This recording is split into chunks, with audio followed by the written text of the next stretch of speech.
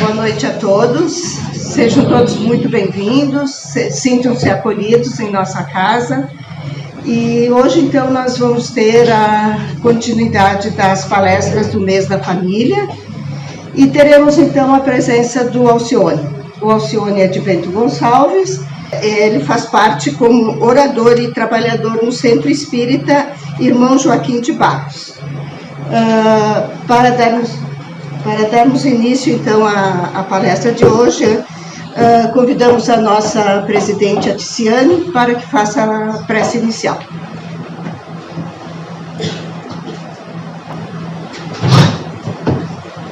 Boa noite, amigos. É um prazer muito grande estar aqui e na presença do nosso irmão Tonial, que está sempre nos prestigiando com as palavras do Evangelho de Jesus. Então, convido a todos nesse momento a unir nossos pensamentos em prece, agradecendo a Jesus por esta oportunidade de estarmos aqui, nesta casa do caminho, amparados por essa doutrina que nos consola, nos orienta e nos esclarece, com a oportunidade de unidos pelas famílias, de laços sanguíneos e espiritual, poder trilhar essa jornada terrena. Que os benfeitores amigos, que os nossos mentores espirituais possam nos amparar e nos guiar sempre no caminho do bem. Que Jesus seja sempre o nosso mestre, o nosso modelo e o nosso guia na condução da evolução. Pedimos então ao nosso Pai e à espiritualidade amiga que nos ampare e conduza as palavras do nosso irmão Alcione na noite de hoje. Que assim seja.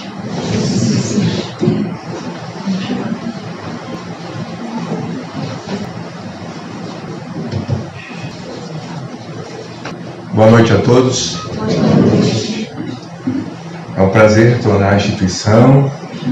A gente vem feliz todas as vezes que a gente é convidado. Fiquei muito contente com o convite para essa semana que a gente vem repetindo. A gente não conseguiu ainda atender o convite do sábado por causa das tarefas que a gente tem, e a gente tem que, como todo mundo aí, dividir um pouco, né? A gente tem trabalho, tem família, tem as atividades com Cristo, mas é sempre uma alegria poder estar aqui. Quem me conhece sabe que a minha atividade sempre é muito prática, muito simples, muito tranquila, é uma conversa. Procuro não usar nem slides, porque vai muito também de uma base que você prepare para que depois você chegue aqui e encontre vocês, e aí com a soma das nossas vibrações a gente encontra um caminho dentro do tema que foi escolhido. E o tema que foi escolhido, quando chegou para mim, isso, mas aí não, né? Chegou para mim, peguei, não vejo a hora que chega a hora, né? Porque é um tema maravilhoso, é Jesus no lar. E essa é uma obra da lavra do nosso querido Chico Xavier, com Nélio Lúcio. Aí eu tive um intervalo hoje à tarde no trabalho, e eu pesquisei algumas coisas para trazer para vocês, para nós entrar no contexto da atividade. A respeito do nosso querido Nélio Lúcio. Eu não sei se alguém já ouviu falar, se alguém conhece, mas Nélio Lúcio, leia-se, ele é Arthur Joviano. Não sei se os senhores conhecem Arthur Joviano. Arthur Joviano foi precursor do Chico naquela região. É um educador, um escritor, um homem muito conhecido, que era pai do patrão do Chico, Rômulo Joviano. Esse espírito Arthur Joviano, foi em encarnações anteriores, aonde viveu toda essa patota, dá para entender patota? Toda essa turma, eles viveram meio juntos, e eles vêm repetindo essas encarnações meio perto há muito tempo. Se os senhores pegaram outro livro da Lavra do Chico, mas agora com Emmanuel, nós vamos encontrar um livro chamado 50 anos depois. A história de Célia, um livro belíssimo, um romance belíssimo. Principalmente as senhoras e aqueles que têm apreço para a leitura de romances, eu indico para vocês também os romances emanuelinos, que começam lá assim, há 2000 anos. Depois vem 50 anos depois. Depois vem Ave Cristo, Renúncia. E ainda tem Paulo e Estela. Dá para se entreter um bom tempo com esses romances e nós entrar no contexto histórico e nós entrar no clima espiritual de todo esse processo. Mas Rômulo Joviano, Arthur Joviano e os familiares ali daquela época, incluindo o nosso querido Chico e mais alguns que se aproximaram, é de uma mesma família espiritual, ou de uma mesma equipe espiritual. E essas equipes, elas vão reencarnando perto para fazerem o trabalho e todas vão cooperando. Mais ou menos assim. Vou explicar para vocês. Vocês conhecem Francisco de Assis. Aí chamam todos aqueles que têm essa ligação com Francisco de Assis de espíritos franciscanos. Semana passada, eu estou meio perdido no calendário. Semana retrasada, tinha um passarinho que estava conosco por aqui, que retornou ao pátio espiritual. Um passarinho cantador. Teve aqui em Caxias várias vezes. A gente teve com ele aqui, chamado Divaldo Franco. Divaldo Franco cumpriu seu desiderato e voltou ao pátio espiritual agora, faz 15 dias. 90 e poucos anos de atividade no mundo físico. E ele era um espírito ligado a essa falange franciscana. O Divaldo Franco. Porque o espírito protetor, ou o espírito mais próximo dele, chama-se Joana de Ângeles. O espírito mais próximo do Chico chamava-se e chama-se Emmanuel. Segundo pesquisas, segundo fontes, o próprio Chico confirma isso, Emmanuel veio à encarnação. Segundo dizem, está encarnado no Brasil. Porque é assim. Uns estão aqui, outros estão lá. Os de lá não param os daqui fazem o que tem que fazer, quando dá o tempo, volta para lá, e os que estão lá, vem para cá. Fica trocando papéis. Então, né, assim vai indo. Então, Divaldo Franco, o seu grande irmão de encarnação, também são espíritos ligados à falange do nosso querido São Francisco, ou Francisco de Assis, que, segundo obras do próprio Divaldo, quando ele retornasse, a mentora dele regressaria e também espíritos da escola de Francisco de Assis retornariam para tarefas dentro do OP. Porque nós nunca estamos desamparados, por mais que pareça. Nunca estamos desamparados. A humanidade está muito bem amparadinha aqui e lá no mundo espiritual. E posso dizer para vocês, e toda vez que eu venho aqui eu falo a mesma coisa, Cristian. E tem gente que talvez saia daqui, mas o Tonial é meio... só meio, né? Só meio. Mas eu tenho a impressão que tudo está melhorando. Porque ontem era pior. E ontem era pior ainda. E há 3 séculos era pior. E há 5 séculos era pior ainda. E há 1 milênio era complicado, né? Tinha celular, Cris?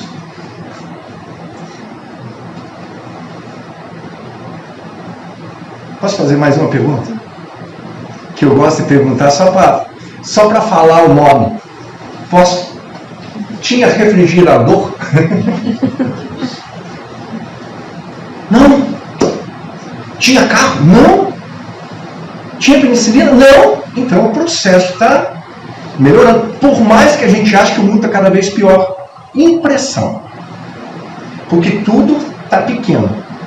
Japão está aqui dentro e nós estamos dentro lá. Tudo é pequeno. Então acontece qualquer coisa que antigamente a gente não ouvia falar, ou ouvia falar uma história depois. Hoje acontece qualquer coisa, 2 minutos está no Instagram, está no YouTube e está nas redes sociais. O mundo ficou isso aqui. Então parece que com tudo que acontece, que tudo está pior. Nós só temos um problema. A gente é muito impressionado com situações difíceis. Porque o que nós gostamos de divulgar, acontecimentos ruins, não está na conta. Agora, acontecimento bom ninguém divulga. Mas tem de monte. Mas aquilo que ainda a gente compra mais, e a mídia existe, também é um negócio, é aquilo que a gente gosta mais, que é o negativo. E a gente adora. Mas cada um vincula-se emocionalmente, mentalmente, espiritualmente, com aquilo que gosta. Ponto. Então é assim. Então, voltando à história, fundaram lá na cidade do Chico um grupo, não a instituição espírita. Esse senhor Rômulo Joviano, filho do Arthur Joviano, que é Neio Lúcio, que vai passar a mensagem, eles montam na casa dele, no lar, um educandário espírita, um grupo familiar de espiritismo. Esse grupo familiar, naquela época, 1930 e poucos, 40 e poucos, 50 e poucos, eram os espíritos companheiros mais próximos. A esposa, o Rômulo, o Chico, tal. E aí o que acontece? Esse Arthur Joviano, Neio Lúcio, se manifestava e estava sempre passando mensagens para o grupo. Era um grupo familiar que se reunia os espíritos desencarnados da família e os encarnados e outros tantos. Aí eles deixaram algumas obras fantásticas. Mais uma propaganda. Dá? Dá, né? Já falamos de Jesus no lar. Antes do texto, eu vou falar mais umas.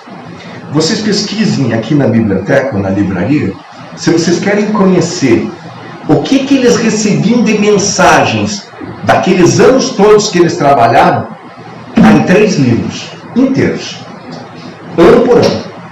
E Emanuel, que era o diretor.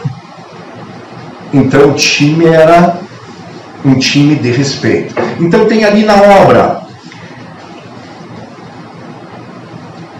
A Sementeira de Paz, A Sementeira de Luz e Colheita do Bem. Ali tem todas as reuniões e todas as mensagens que esse grupo reuniu. Aí ditava Emanuel, ditava o próprio Neio e tantos outros. É uma obra belíssima. Então, Neio Lúcio, através do Chico, traz essa obra que eu vou falar com vocês hoje, que é o título da palestra, Jesus no Lar. A história é a seguinte: Jesus no Lar, Neio Lúcio pesquisou nos anais, nos registros espirituais, como que eles viviam nessa questão de ambiente doméstico. Jesus frequentava o lar de um dos apóstolos, chamado Pedro. Jesus estava sempre na casa de Pedro. Pedro era o meio diretor do processo. Jesus tinha muita confiança nele. Pedro, o espírito dele, muito tempo.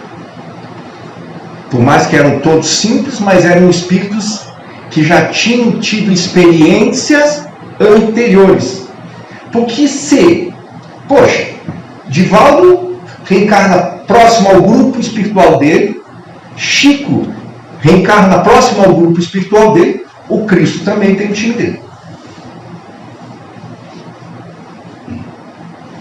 Não é verdade? Então, esse apostolado, não vou dizer, é tudo espírito que já vinha há muitos milênios colaborando com o planeta. Tem uma obra da FEB, tem obras da Federação Espírita Brasileira, e esse selo, para mim, não sei para vocês, mas para mim ele é um selo, quando diz FEB, eu já fico mais tranquilo, porque todas as obras passam por revisões. Não edita nada se não passar por 10, 12 cabeças, fazem análises, conversam e montam.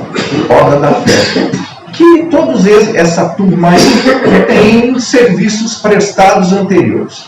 Perfeito. Aí então, nesses 3 anos, Jesus frequentou muito a casa de Pedro. Até tem uma passagem do Evangelho que diz que Jesus curou, tem uma cura que é atribuída a Jesus, que ele curou a sogra do Pedro. Porque essa senhora também estava sempre ali colaborando dentro das condições dela para a manutenção do grupo ali, né? Da equipe apostolada ali, da equipe de trabalho que o Cristo escolheu. Então eles se protegiam ali na casa de Pedro. Jesus provavelmente tinha a casa como um dormitório ali, eram casas pequenas, os senhores imaginam o que era uma casa naquela época. O conforto era mínimo, perto do conforto que nós temos hoje. Mas eles se reuniam ali, e ali eles faziam aquelas refeições simples, e eles trocavam aquelas ideias. Aí eu fico imaginando,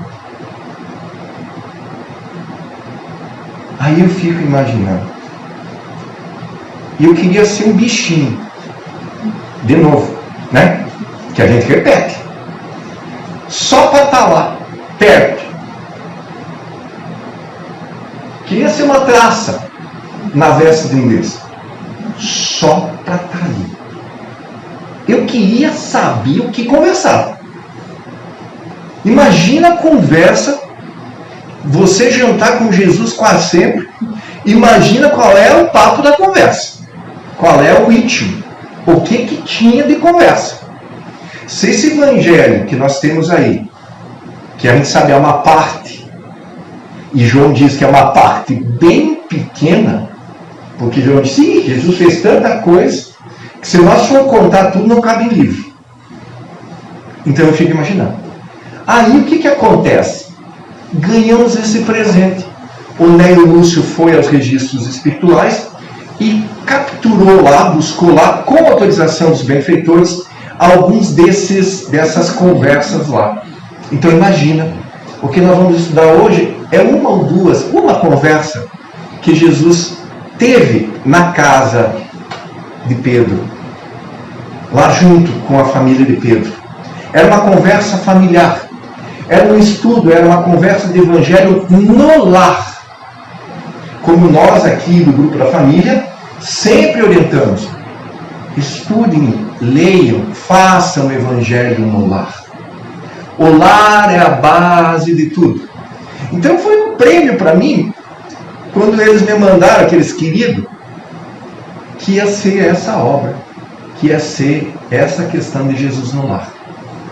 E eu fui direto na obra. E escolhi um texto. E é um texto interessante, que eu quero fazer junto com vocês. Posso?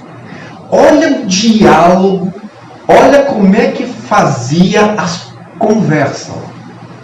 Olha como é que acontecia. Eu imagino que as mulheres, a sogra, talvez a esposa, eu não conheço, a gente não. Mas elas ficavam com essas questões domésticas, mas participavam ativamente. Teve só um caso que uma moça lá estava muito absorvida pelas questões do serviço e que foi chamada a atenção pelo nosso irmão Jesus, que foi Marta, lá na casa do Lázaro, Maria e Marta. Maria ficou ali meio ouvindo, meio aqui. E Marta, Senhor, diz para ela me ajudar. E a gente está sempre preocupado com as coisas materiais e não se preocupa com as coisas espirituais. Mas ali na casa de Pedro, pelo que eu acompanhei o livro, assim, a família do Pedro estava sempre participando. E aqui a conversa é com a sogra. A sogra participa. Ela participa e ela é intuída para fazer uma pergunta assim de saída, de reboque para a questão. Então, eu vou ler para os senhores. O nome do capítulo é Escola de Almas. É o lar. Escola de Almas. Porque o lar é a primeira escola. E diz assim: congregados. Está todo mundo me ouvindo bem? Está tudo certo?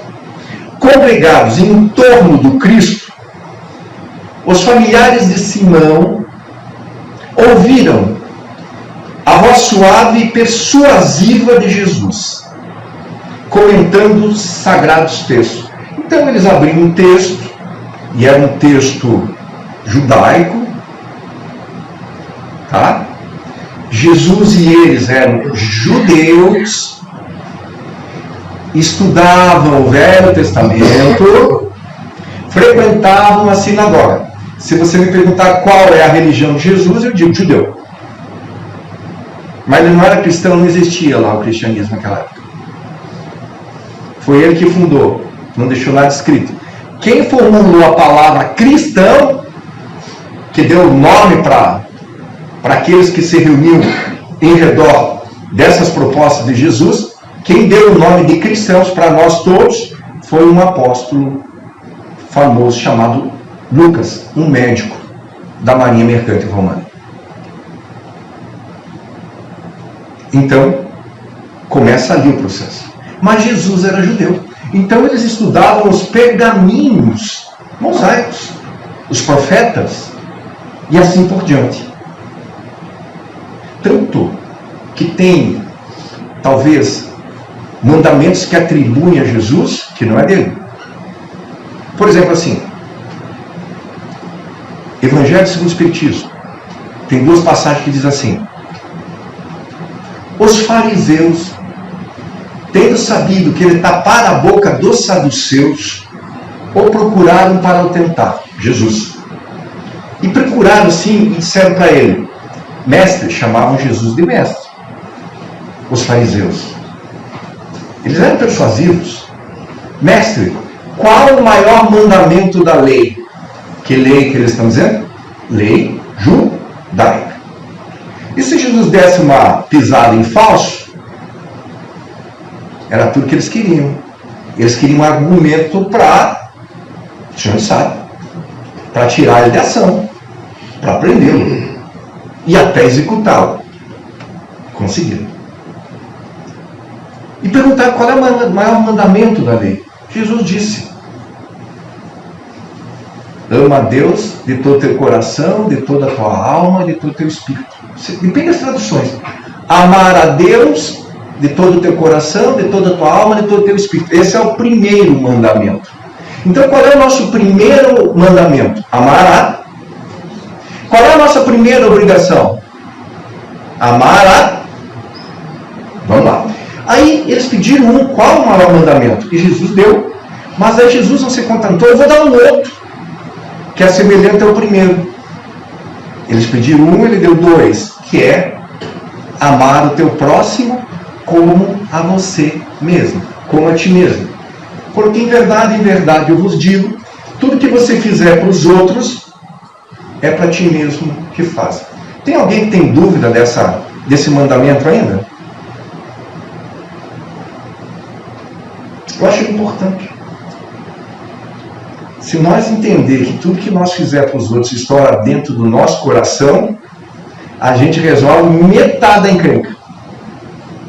Porque a gente vai pensar 2 vezes, ou 3, antes de fazer. E está lá. Então ele deu 2 mandamentos. Só que é o seguinte, os fariseus ficaram muito felizes, porque os 2 mandamentos estavam, um no Levítico e um no Deuteronômio. Então vocês viram o que eles estudaram? O que Jesus falou que o maior mandamento é amor é a Deus, está lá no Velho Testamento. E amar o próximo como a ti mesmo também está no Velho Testamento. Então Jesus ele não ia contra a proposta, eles iam a favor da proposta judaica. Aí ele reunia na casa de Pedro, pegava os pergaminhos, todo mundo frequentava a sinagoga, porque aonde Pedro morava tinha uma sinagoga pequena, imagine, e um templo tinha em Jerusalém. Aí eles estudavam isso, por isso que diz aqui que eles estavam estudando na casa de Pedro. Agora cuida, quando a palavra divina terminou, que Jesus terminou a fala dele, a preleção, a sogra de Pedro indagou Jesus assim, cuida a pergunta que a senhora querida fez naquela época. Senhor, afinal de contas, que vem a ser a nossa vida no lar? É aquela pergunta, dá vontade de levantar, ir lá dar um abração e depois vir. Olha a pergunta que a sogra do Pedro faz. Senhor, afinal de contas, que vem a ser a nossa vida no lar? Vamos pensar isso. O que vem a ser a nossa vida no lar? Por que precisamos lar? Eu não estou falando casa. Casa é a parte material do processo. Lar é a família, o clima, as pessoas. Casa é a parte material. Lar, já falei. Aí, Jesus olhou para ela, fixou o olho nela, ficou em silêncio.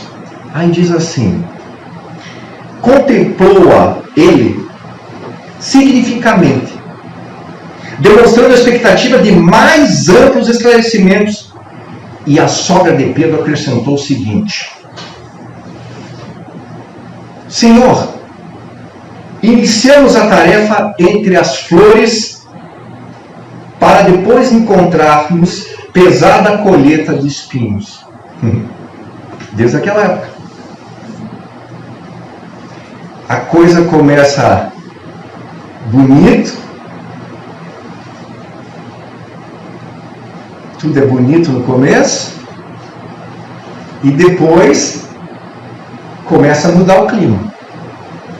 Então ela diz assim, iniciamos a tarefa entre flores para encontrarmos depois pesada colheita de espinhos. No começo, é a promessa de paz e compreensão. Entretanto, logo após surgem as pedras e dissabores. Alguma novidade? Não é mais ou menos assim? Para tudo é assim. A gente faz aquele início, aquela aproximação, aquela montagem, num clima, mas depois, naturalmente, com o tempo, com as vivências, as coisas podem mudar e mudam significativamente de condição. Aí, diz assim, reparando que a senhora Galileia se sensibilizou até as lágrimas, deu-se pressa em Jesus de responder. O que devia estar acontecendo com a sogra do Pedro? Devia estar com dissabores no lar para fazer essa pergunta. E depois que ela pergunta, ela diz assim, tudo começa bonito, mas depois vira tudo em espinhos e encher os olhos de lágrima.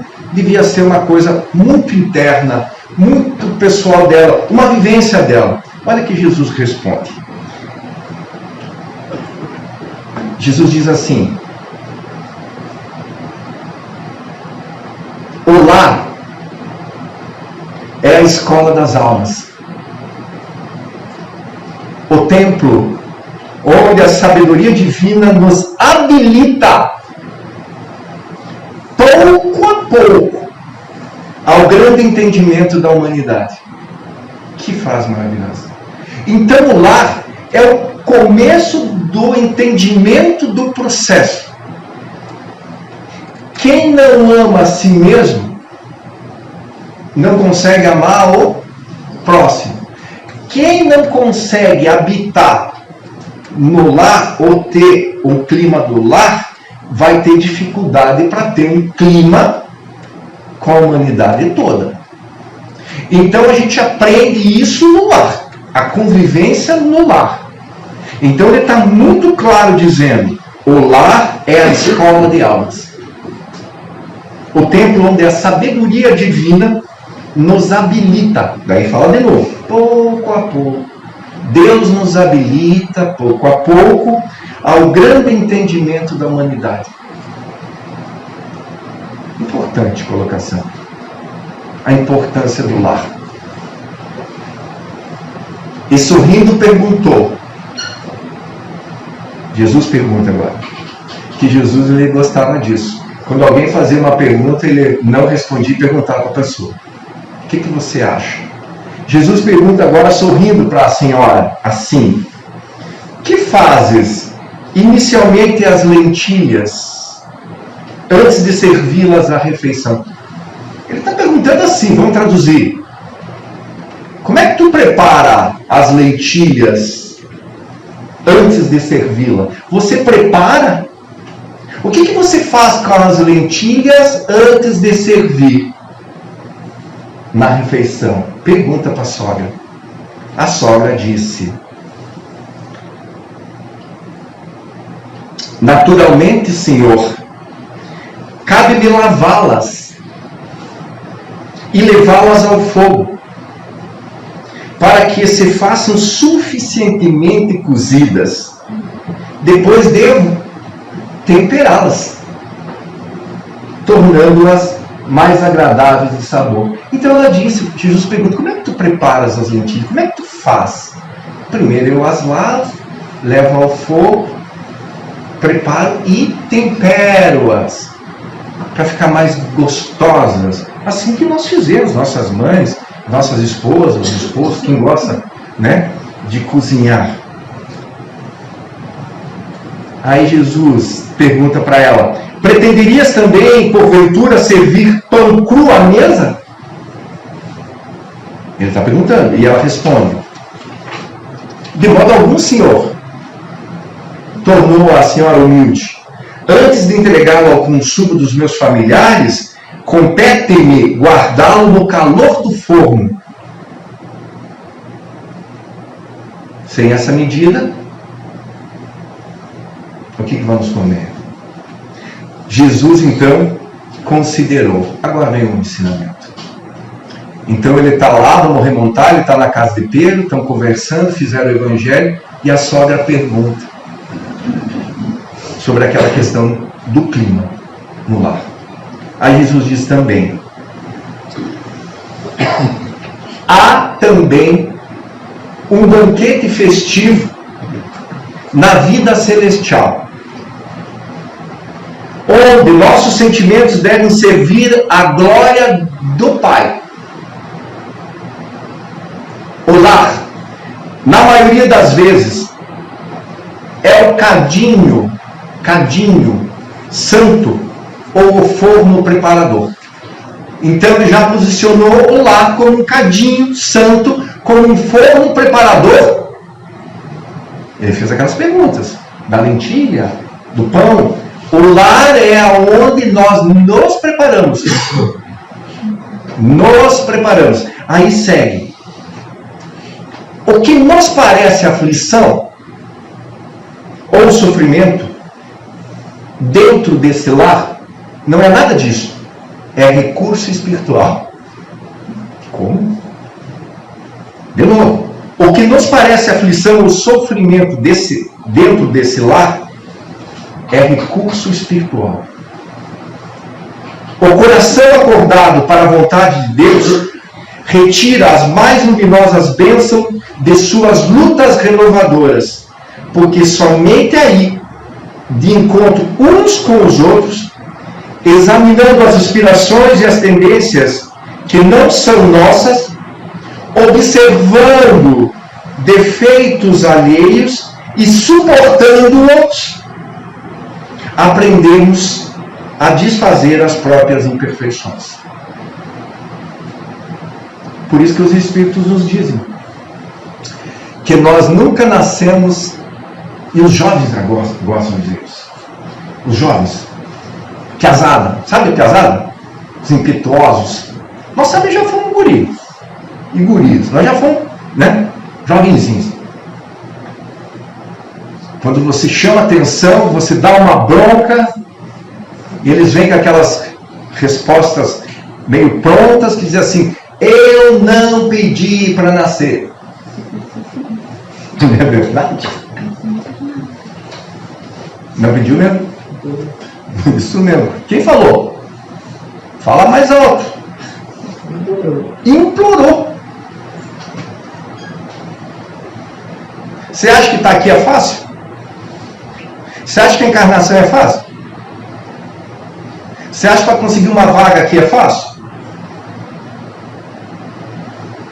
Você acha que foi fácil nós estar aqui?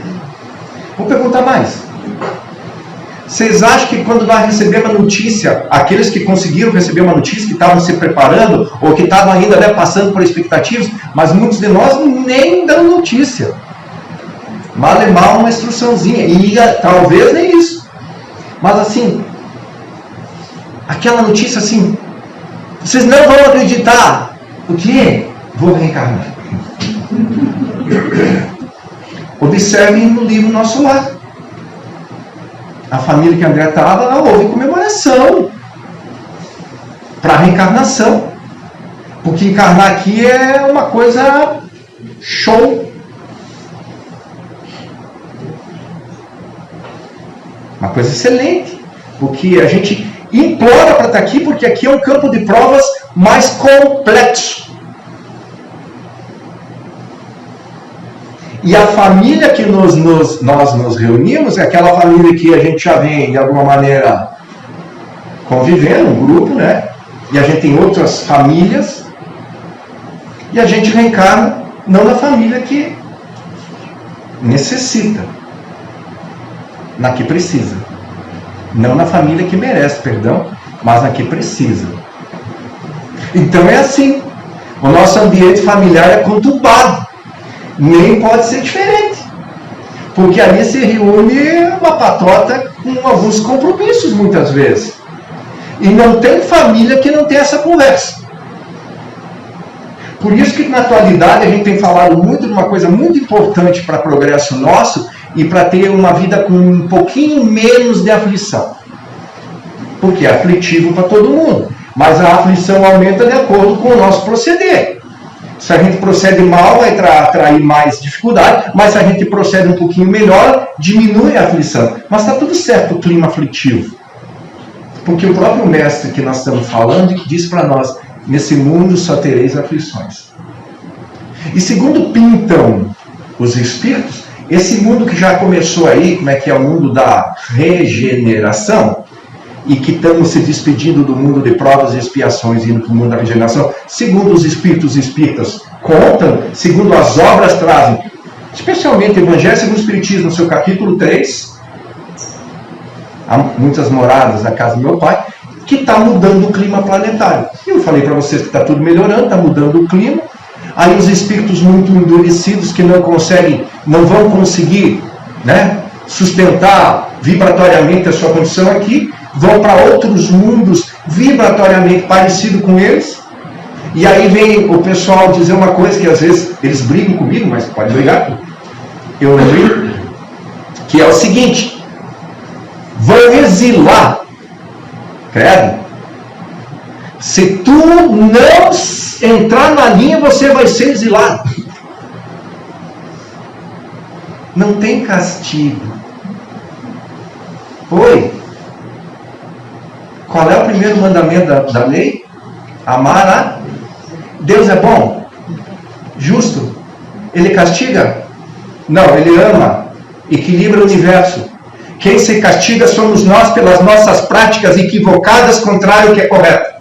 E quem planta vento colhe tempestade. Se tu está sofrendo, olha para ti. E para de culpar os outros. E se tu está numa família complexa, é porque tu necessita ali.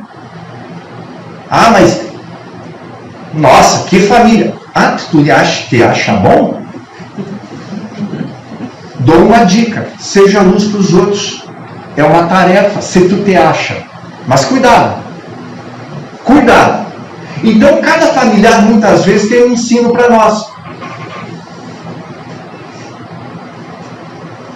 Cada familiar tem um ensino.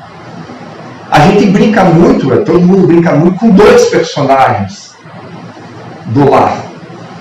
Que todo mundo, como é que nós chamamos? Tira sarro. Não é isso, mas todo mundo tem um certo, né? Que é com os cunhados. Vocês que estão dizendo. Vocês. Pedro não tinha esse problema, cadê? Vai saber. Ela não estava muito contente. Sim, constata a pergunta. Eu não sou ignorante, nem é bobo. Nós temos que parar de ser ingênuo. 2025. Vamos parar? Oi. Estamos entrando na regeneração e nós queríamos ainda brincar com toda essa verdade acontecendo. Então, tem lá o personal training no lar. Tu encontra um lar com o personal training da paciência. Cunhado. Aí tem a personal training não sei do que. Tem a fiarada, que já nasce contigo aí, às vezes, para dizer assim, agora é minha vez. Afia os braços. Que agora é comigo. Tudo que você fez comigo na outra encarnação, nós vamos trocar o papel agora é comigo. Aí não sabe por quê. Tem uns filhos que dá mais serviço. É para amar também. Aí vem a benevolência, a tolerância, a indulgência, perdão das ofensas. E aí esse é o clima do lar. Tem alguém vivendo num lar que não tem disso? Se tem, espera depois. Porque eu quero tirar uma foto e quero marcar uma janta. Quero conhecer esse lar que eu nunca vi. Mas o clima é esse. Mas é ali o nosso campo de prova. E além disso, né, tem a nossa vida social, nossos vizinhos, nossos filhos, nossos parentes. É ali que a gente vai aprender. Então tem lá, você já nasce em 10 irmãos, agora já não tem mais disso. Mas até esses dias tinha família com 10, 12, 14. Hoje é 1 e... mal é mal. Muda, pessoal. Está mudando. Mas aí tinha, eu me dou mais com esse, não me dou para aquele. Então, o lar é o local onde a gente encontra aqueles espíritos que a gente vai aprender a amar. Tem uns que a gente se dá melhor que os outros. É porque tem uma afinidade, daí vieram para se escorar, um veio aqui, tá, vamos junto. Que tu não aguentar, eu aguento. E bem. Ah, mas ela vai estar lá. É, vai. E se não acertar agora, vai ter que acertar depois. Tem grupo de estudo evangélico aqui na casa?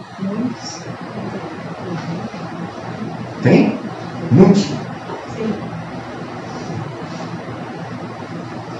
Amém. Na casa espírita que eu vou agora, estou morando em Bento Gonçalves, eu fui frequentar uma instituição, até a pedido dos amigos, que não tinha grupo de estudo evangélico. E a gente conseguiu colocar ele. E eles estão nesse exato momento estudando evangelho no Cacique de Barros. Esse grupo de estudo evangélico tinha que ser no lar também. Então está ali. E a gente vai se evangelizando no lar, entendendo cada um, por que é assim, por que é assado. E nós somos quem no lar? Para eles alguma coisa também. Lá vem a dona da verdade. É porque às vezes a gente gosta de fazer isso. Ir lá cantar, como é que diz a turma mais do agro aí? Cantar legal, depois não sustenta no dia a dia. E a gente, infelizmente, faz uma coisa que o Evangelho recomenda ao contrário, porque, pessoal, vocês querem estudar bem? Estuda o Evangelho, está tudo lá. Vou dar uma, quer ver? A gente enxerga um cisco no olho do outro e não vê uma trave que está no nosso. Quer dizer, vou traduzir para o bom português. Já viram essa frase? A gente enxerga um cisquinho no olho dos outros e não olha para o nosso. O que a gente gosta de ver defeito nos outros é brincadeira. E não enxerga no nosso. Mas a gente vê defeito por quê? Porque a gente acha que o nosso orgulho, né? E a gente vê defeito neles. E quem sabe muitas vezes a gente fala de um defeito para alguém, aquela pessoa escuta, ó, a pessoa me disse um defeito meu, vou dar uma verificada, acho que eu tenho mesmo, vou tentar mudar. Aquela pessoa, aquela observação foi poderosa para ela, mas para a pessoa que fica olhando para os outros e não olha para si, ela atrasa a viagem. Porque nós encarnamos aqui para melhorar. Ninguém veio passear. Então tem que cuidar da sua vida, tem que cuidar do seu coração, tem que ter amor primeiro para aqueles que estão mais próximos. Ama teu próximo. Qual é o próximo mais próximo? A família. Se não conseguir amar aqui, não consegue amar lá. Lembra do mandamento que eu dei? Amará. Qual era o segundo? Jantaram? Hoje está bom com uma sopinha, né? Vocês jantaram? Coragem. Qual é que é o segundo? Amar o próximo como? Vocês já notaram essa equação? Joana de Ângeles inverteu ela. Amar o próximo como a si. Vamos inverter? Fácil. Já inverteu, Christian? Se você não gostar de você, você consegue gostar de alguém? Se você não gostar de você e não gostar de alguém, você ama a Deus? Eu amo a Deus. Às vezes não me suporto, mas não posso nem ver aquela minha irmã na frente. Tá valendo? Não. A gente tem que amar primeiro a gente para poder depois amar o próximo. E quem amar a si e o próximo ama a Deus. É uma coisa nossa, amar. Porque você e eu, já falei aqui, você e eu somos a melhor versão de nós mesmos de todo o tempo. O que tem melhor no espírito, que hoje é Alcione, é o que vocês estão vendo aqui. E eu não tenho vergonha de ser quem eu sou, porque eu sou um espírito em evolução. A criança que está no 3º ano do primário não tem vergonha disso. Porque é o estágio que ela está. Mas logo ela chega na 5ª série, logo ela está na 8ª, dependendo dos seus esforços, do seu aprendizado, logo ela está no 2º grau, logo ela se acende. E nós também. Nós não podemos ter vergonha de quem a gente é. Nós temos que olhar para nós. Nós temos que agradecer a família que tem. Saber que ali é um aprendizado, que cada um traz uma mensagem, traz uma instrução para nós. Então ali que eu tenho que aprender a amar. Perdoando, tolerando, sendo benevolente, indulgente. Aguenta!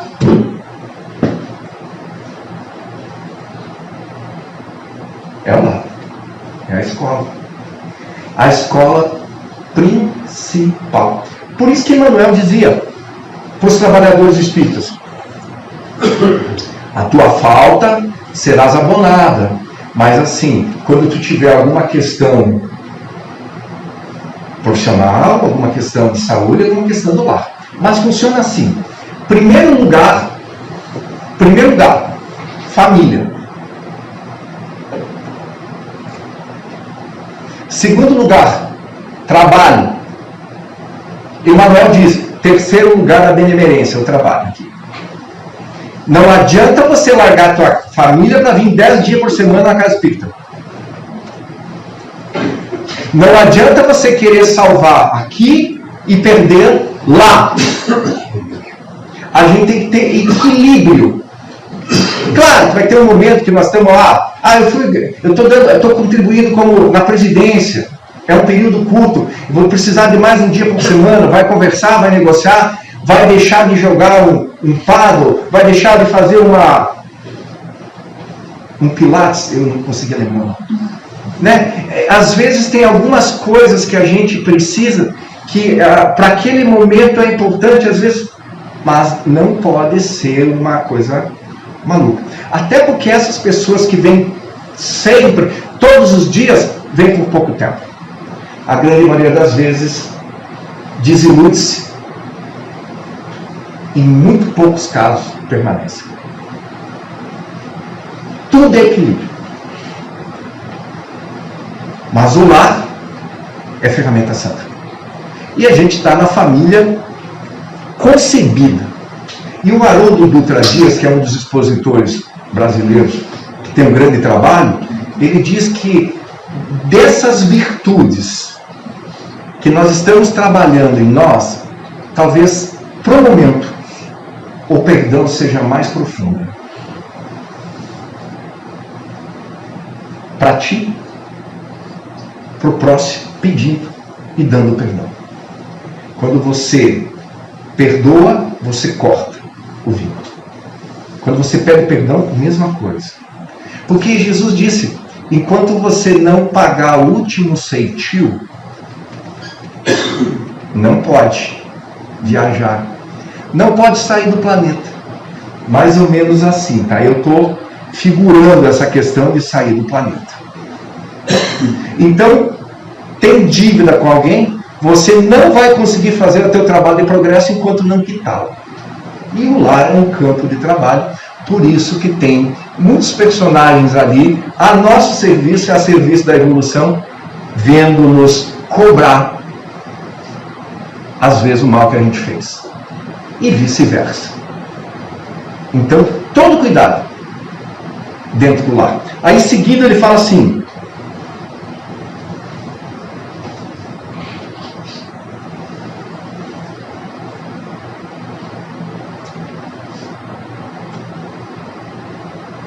vou buscar um pouquinho antes. O coração acordado para a vontade de Deus retira as mais luminosas bênçãos das lutas do lar. Beleza? Porque somente aí, de encontro um com os outros, examinando aspirações e tendências que não são nossas, observando defeitos alheios, suportando, aprendemos a desfazer as nossas próprias imperfeições. Espera aí. Agora diz assim, nunca notou a rapidez da existência do homem? Vocês nunca notaram a rapidez? Olha o que Jesus fala. Você nunca notou a rapidez da existência do homem? A vida carnal é idêntica à flor da erva. Pela manhã emite perfume. À noite desaparece. O lar é um curso ligeiro para a fraternidade que desfrutaremos na vida eterna. Sofrimentos e conflitos naturais em seu círculo não são castigos, são lições. Deus não castiga, ama. Sofrimentos, como ele está dizendo aqui, sofrimentos, conflitos, dificuldades são castigos, são lições. A Umi de Bento me convidou para mim fazer uma tarefa, porque tem muito pedido nas casas espíritas. Eu estou controlando o relógio. Me deram uma hora. Que era... Vem muito pedido aí para falar de cirurgias espirituais.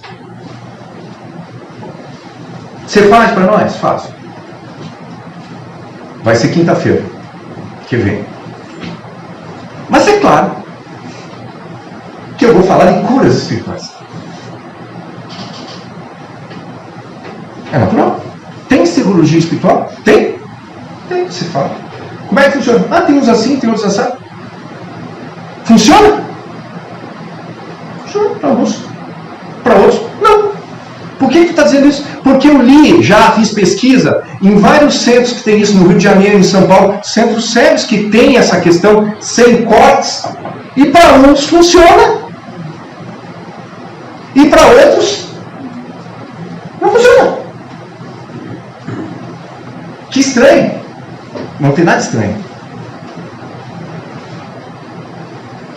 Posso antecipar? É a fé que cura. Porque o mestre que eu sigo, nós estamos falando dele aqui, ele dizia, vá, que a tua fé te curou. Eles vinham agradecer ele, dizendo, não fui eu que te curei. Foi a tua fé. Então tem pessoas que vão para esses processos que não têm a... E outros têm diferente. Mas tem outra coisa também que muda e que as pessoas não entendem. Lembra do Chico? Ele tinha problema visual, ele tinha problemas físicos. Um monte. Aí o Zé de Arigó, lembra o Zé Arigó? Tinha até um filme. Ele foi visitar, o Chico foi visitar ele e o Arigó disse assim para ele: Chico, você quer que eu opere suas vistas? Você sabe o que o Chico respondeu? Aqui não, muitos conhecem talvez. Sabe o que o Chico respondeu para o Zé Arigó? Não, Zé. Muito obrigado. Chico é educadíssimo. Eu estou acostumado com isso, que se você curar aqui, vai surgir em outro lugar. Deixa aqui que eu já sei que é. Ele entendeu que aquele ali era um processo dele. Então, o que acontece? Tem pessoas que com a sua fé e com a sua questão, que daqui a pouco aquilo funciona. Mas tem outras que não têm essa fé, mas tem outras ainda que o melhor para elas. Quem é pai aqui?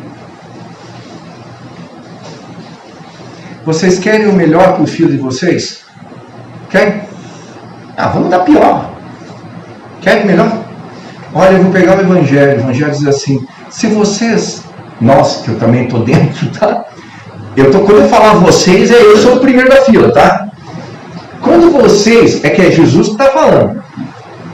Se vocês que são maus querem as melhores coisas para os filhos de vocês, imagina Deus que está no céu, o que Ele quer por nós. Deus que é o nosso bem, que é o nosso melhor. Se a cura não vem, a gente tinha fé e não veio, aquilo é para ser melhor ou para ser pior? Então tem para algumas pessoas que aquele processo seja o processo mais indicado para ela se livrar do abacaxi. Deu para entender?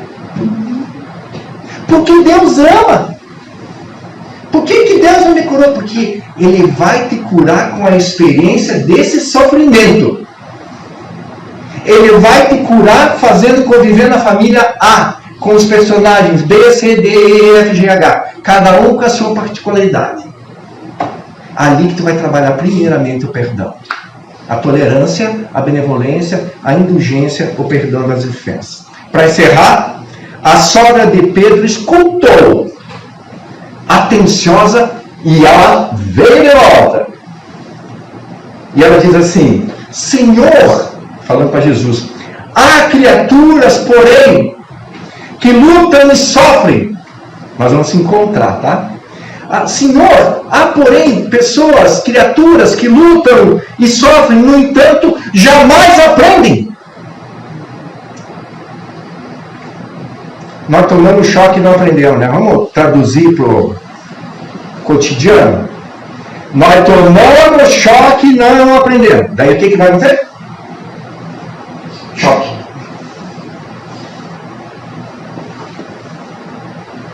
Aí diz assim: Senhor, tem pessoas que sofrem e não aprendem. O Cristo pousou na interruptora os seus olhos. Jesus olhou para ela, muito lúcidos, e voltou a perguntar. Perguntou para ela: que fazes tu das lentilhas endurecidas que não cedem à ação do fogo? O que você faz com as lentilhas que não cozinharam? Que conversa, né? Simples, profunda. A senhora respondeu: sem dúvida, atiro-as ao montouro, bota-as no lixo, porque feririam a boca daquele que comesse descuidado e confiante. Ela botaria as lentilhas fora. Aí ele diz, e eu estou dando uma noite para vocês: ocorre o mesmo, terminou o mestre, como a alma rebelde às sugestões edificantes do lar. Acontece o mesmo com as almas rebeldes às sugestões de amor que aprendem no lar. A luta comum mantém a fervura benéfica. Todavia, quando chega a morte, a grande selecionadora do alimento espiritual para os celeiros de nosso Pai, os corações que não cederam, ao calor santificante, os corações que não se dobraram ao sofrimento e entenderam o processo, mantendo-se na mesma dureza, orgulhosos, preconceituosos, egoístas que nós somos, dentro do qual foram conduzidos ao forno bendito da carne, serão lançados para fora, a fim de permanecerem por tempo indeterminado na condição de adubo entre os detritos na natureza. Neus, é um recado importante. Para encerrar, quando eu disse que eu não gosto da palavra vão ser exilados, pessoal, esse planeta está mudando de clima. Nós temos que começar a entrar nesse clima do Evangelho, de perdão, tolerância, benevolência, indulgência. Começar a viver isso. É difícil? É. Eu vou cair várias vezes. Com certeza vai cair, vai errar, mas vai acertar, vai começar uma coisa que eu gosto de trabalhar, que se chama hábito. Hábito. Vai se fazendo. Então lembra de nós. Lembra de nós. Lembra aqui da instituição. Lembra do texto. Lembra de Jesus. Que a gente tem que ensaiar o processo. Então, quando alguém amanhã vai ser ríspido com vocês no trânsito, não seja com ele. Tá. Vai com paz. Quando tiver uma grosseria no lar, ou qualquer outra coisa na empresa, onde quer que seja, vamos responder diferente. Vamos tentar ser diferente. E a gente vai habituando devolver o mal ou a agressão que a gente recebe com o bem do nosso coração. E aos poucos a gente vai se iluminando, a gente vai se tornando um pouquinho melhor sobre nós mesmos, pouquinho. A gente vai ficando menos aflito, a gente vai ficando mais em paz e a gente vai cumprindo as nossas pequenas obrigações. Então, graças, Senhor, a todos nós teu lar, do jeito que ele for. Com pai em casa, com mãe em casa, com não pai, não mãe, o lar de 3, o lar de 10, o lar de quantos forem. Muito obrigado pelo lar. A nossa primeira escola. Esse é o lar. E Jesus está? Sim. Porque Jesus sempre disse, aonde 2 ou mais tiver. Muito obrigado. Fiquem bem. Agora, meus queridos, eu vou, junto com vocês, conduzir o encerramento e nós vamos fazer o passe coletivo. Eu convido os médiuns.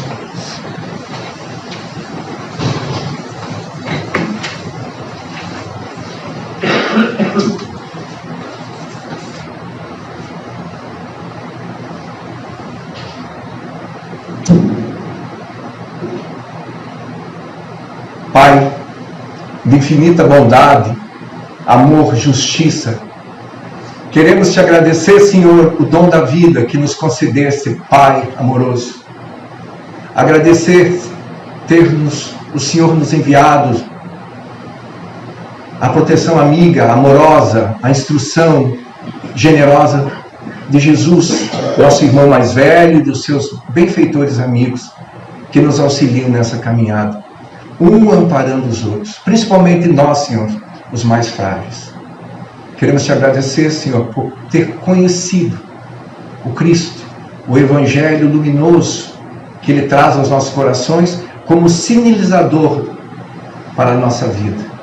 Conhecer o Espiritismo, poder frequentar a instituição, conviver com irmãos, para aprendermos juntos, caminharmos juntos, vivermos juntos e podermos receber essa companhia amorosa dos bons espíritos, as energias salutares dos céus, como nós estamos recebendo nesse momento, onde as energias chegam de forma grandiosa sobre a nossa instituição, passando pelos nossos queridos espíritos amigos, os nossos passistas espirituais, e encontrando aquele coração do nosso passista físico.